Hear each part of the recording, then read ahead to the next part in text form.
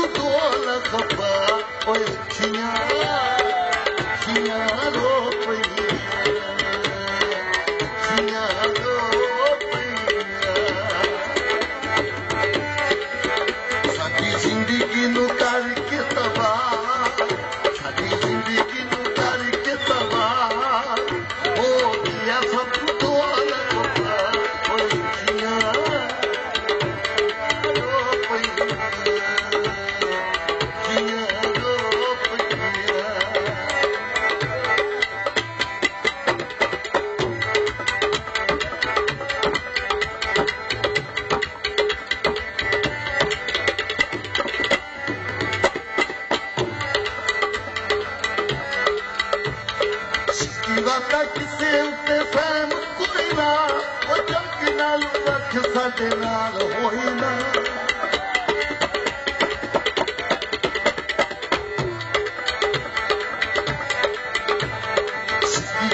किसे उत्ते फैम कोई ना वो जग नाल रख साडे नाल होई ना